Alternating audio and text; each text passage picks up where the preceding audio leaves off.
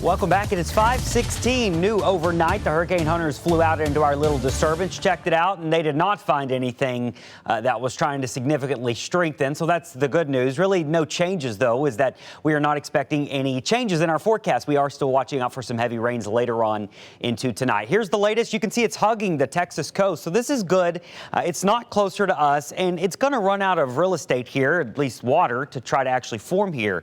So that means that the chance of this actually becoming Arthur are about 60% still, and it'll have an opportunity today riding along the coast just near Houston here at 1 p.m. But at the end of the day, the bigger story will be all the rain on the east side. So that cone, it's not telling the story again. The center of the low is going to track up here near the Texas and Louisiana state line. And then once it's up here this tonight by around Alexandria at 1 a.m., that's when we'll have all the heavy rain coming along with it. So this rain, it's coming towards South Louisiana. Now, there is uncertainty still, and there always will be, on where these heaviest rain bands set up, but we're really starting to get a good idea on who has the highest risk for flooding tonight. And I think it's going to be in a corridor from Baton Rouge to New Orleans to the North Shore and maybe parts of South Mississippi.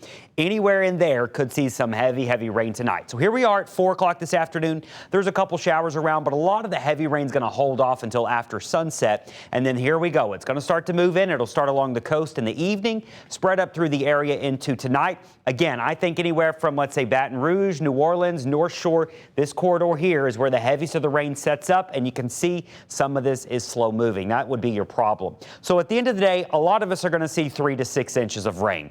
That's fairly manageable. But I really do think there are going to be a couple of spots that are over 10 inches. And some models are still spitting out some crazy numbers. But we're going to go with 10 plus inches of rain in isolated areas. Now, this is one model run, but I've got multiple high resolution models locking in this corridor.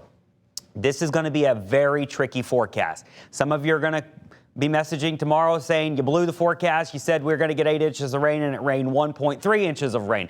This is how hard this is, because there's going to be a sharp line between flooding rains and not a whole lot of rain. And this, again, could shift around some, so I don't want you feeling like you are in the safe here in New Orleans or in the clear, but it's going to be a close call. All right, so we're going to be watching this, and this will happen while you're asleep tonight. So make sure you parked your car somewhere high. Make sure you've got your weather alerts on should you need to take action. So that's our main risk. Still is flooding. Coastal flooding and gusty winds will be secondary risks that we do watch. We do have tropical storm warnings that are in effect for coastal areas of St. Mary Parish. That's where winds could blow over 40 miles an hour tonight. It will be windy later today and tonight, by the way. We're going to expect gusts 40, 45 miles an hour along the coast, 25 to 35 miles an hour for inland locations. So winds are not going to be a huge concern, but it will be rocking and rolling, especially in coastal areas. So heaviest rain is going to be moving through the area tonight. There'll be isolated flooding or maybe widespread flooding, depending on where these bands do set up. I do have Friday with another weather impact alert. While it's not really associated with this disturbance anymore, we'll still have some daily downpours that could lead to street flooding. And then by this weekend, for Father's Day weekend, it does get hot with highs back in the low 90s.